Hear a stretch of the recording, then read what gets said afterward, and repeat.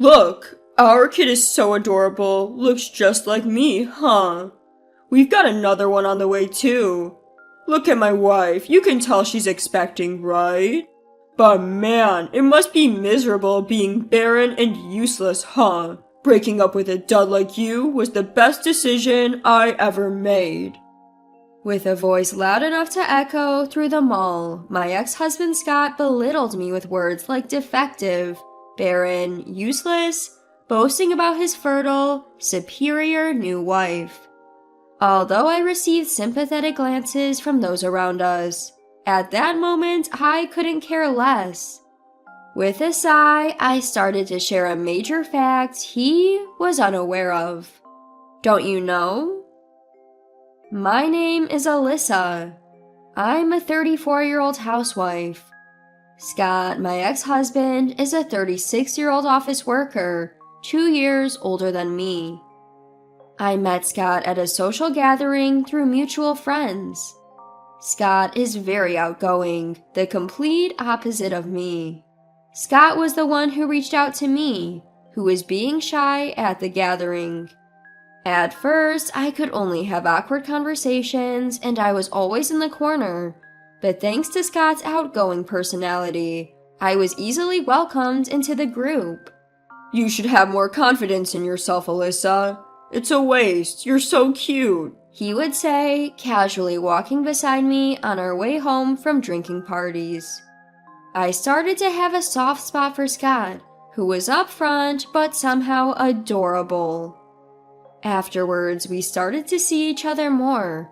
Our relationship progressed, and we ended up living together and getting married. Loved by my kind husband, our married life was smooth sailing. But even though we were a close couple, we were not able to have children. Therefore, we, who both wanted a child, decided to undergo fertility treatment. Or rather, I decided to undergo fertility treatment. Scott was really kind. He was supportive throughout my fertility treatment. It's okay, I'm here. Even if we can't have children, I'll always be by your side, Alyssa. Scott, I'm sorry. It's not your fault, Alyssa. You don't have to bear it all by yourself. Let's take our time. At this point, I didn't even think, why just me? And was simply filled with guilt. 3 years have passed since we started the fertility treatment, but there was no sign of us having children. Initially, kind Scott started subtly showing his irritation about not having children. One day, when I told Scott about my cycle and tried to initiate having sex, he said, "I'm tired," and turned his back to me and fell asleep. Since then, he has been making excuses and turning me away. Without even trying, we could not even confirm whether we could get pregnant. And we were facing a crisis in our relationship even before I could get pregnant. Our conversations as a couple also gradually decreased, but Scott started a conversation with me in a cheerful tone for the first time in a long time. I saw my colleague's child the other day, and he was so cute. Whether he knew my feelings or not, he started talking about his colleague's child. Oh, really? I wonder when I can see my own child. Scott would make sarcastic remarks and blame me like a mother-in-law.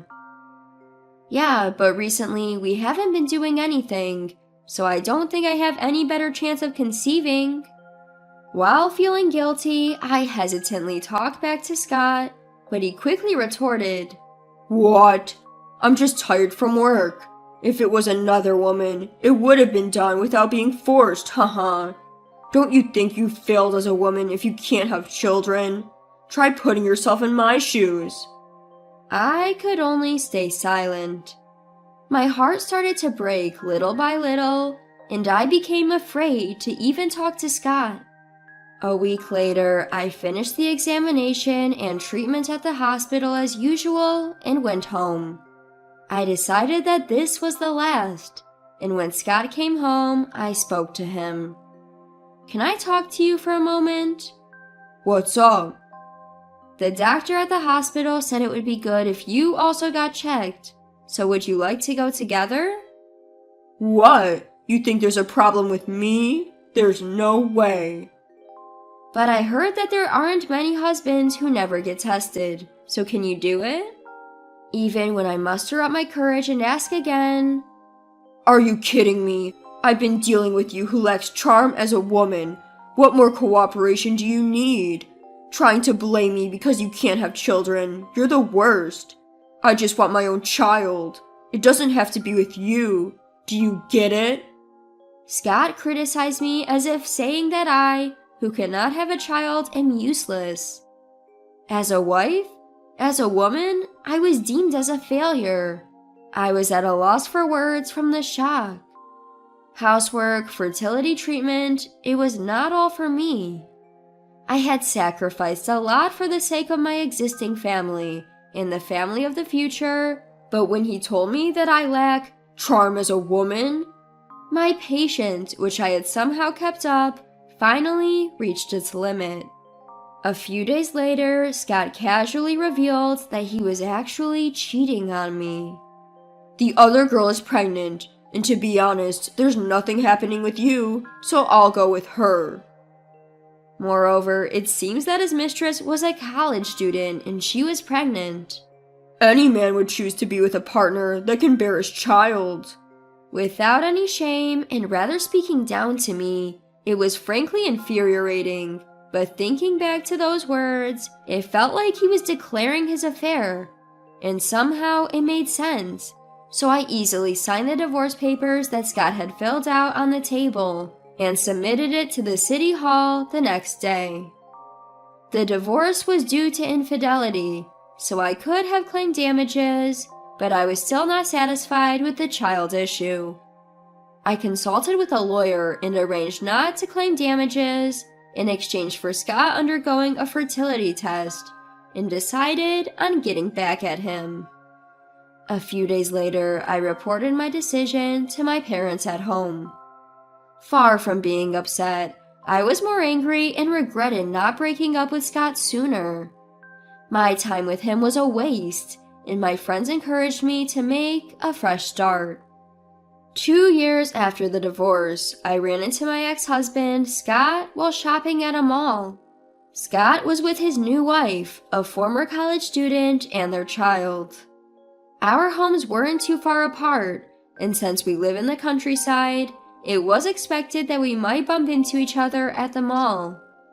Oh, long time no see. You still doing all right? Hi. Scott greeted me with a smirk and a condescending attitude, unbecoming of a man who had run off on his wife. Look, our kid is so adorable. Looks just like me, huh? We've got another one on the way too. Look at my wife. You can tell she's expecting, right? But man, it must be miserable being barren and useless, huh? Breaking up with a dud like you was the best decision I ever made. Scott proudly bragged about his fertile wife and loudly insulted me, calling me defective, childless, and a failure. His voice echoed throughout the mall. Despite the sympathetic looks from those around us, I didn't care.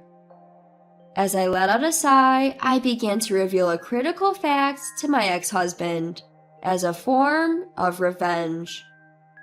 Well, it's nice that you remarried a wonderful woman and even have a child. Your wife may be competent, but what about you, sir? What? What are you talking about? Don't you remember? You took a fertility test in place of damages? The test results came back.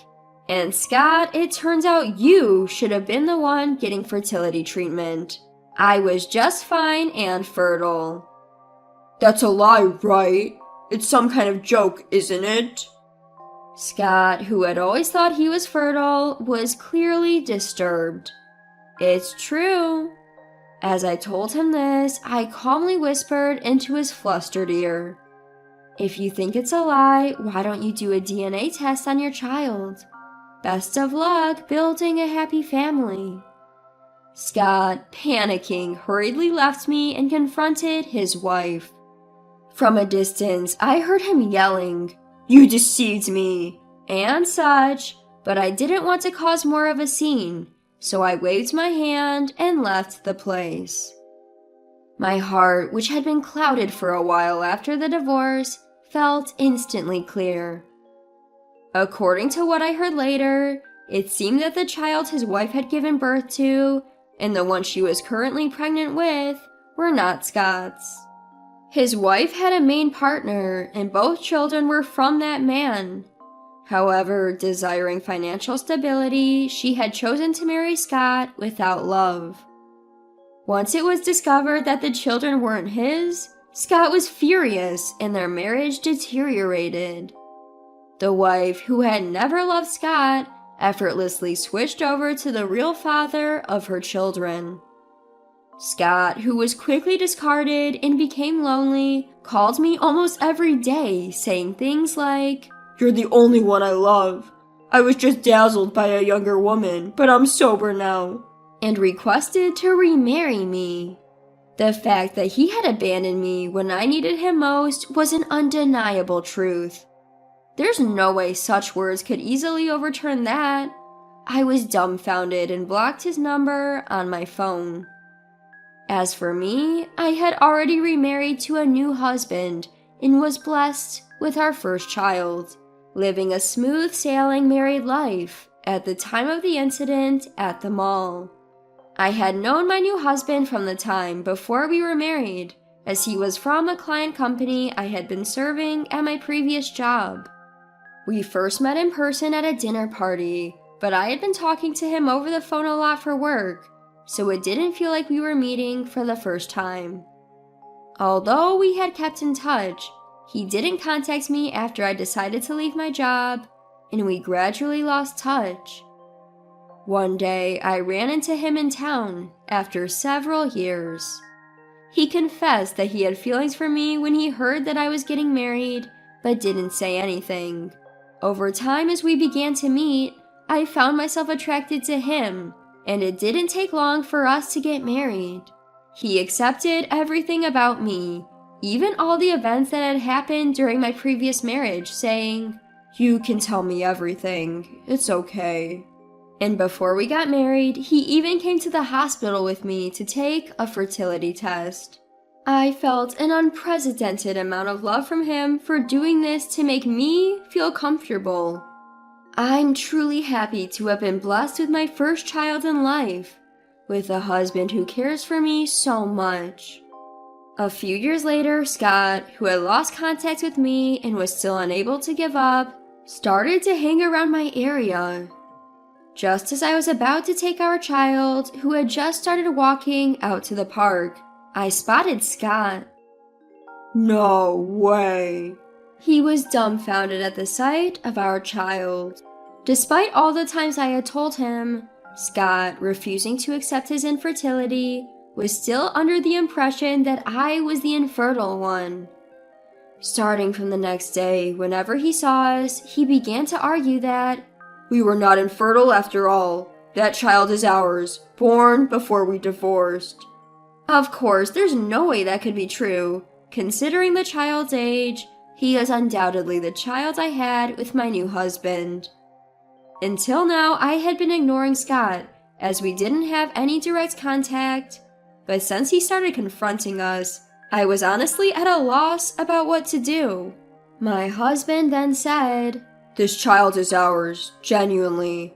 I had a DNA test done because you kept stalking us. Here's the proof, so please stay away from our house." And he held out the results to Scott, driving him away.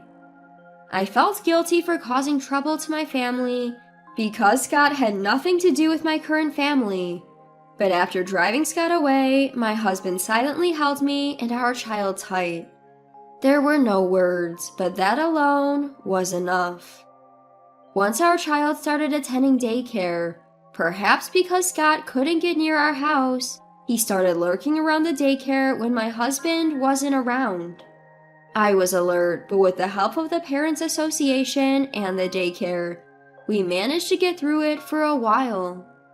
However, when Scott finally forced his way into the daycare, we immediately reported him, as this act endangered the children, and Scott was taken into police custody. The responding police restrained Scott with practiced ease, but he kept on shouting his unfounded lie.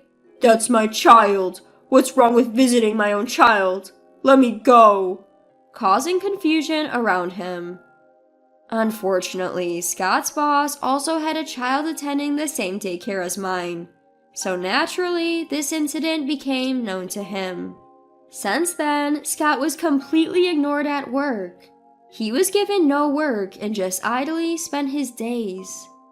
Despite this, in an attempt to remain at the company, he kept making desperate, unseemly excuses, shouting, "There's no way I'm infertile! I do have my own child!" Hearing this, it seems he was eventually let go, as anyone would expect. Scott, who had no workplace to go to and no family to return to, went back to his parents' house and lived quietly. However, the neighbors began to spread rumors about the man-child with no children, and it became widely known that he had been involved in a police matter, and he was looked down upon. Without a job and unable to have children, finding a new bride surely wouldn't be easy. The label of being childless was like a boomerang, coming back to deeply pure Scott, leaving a large scar.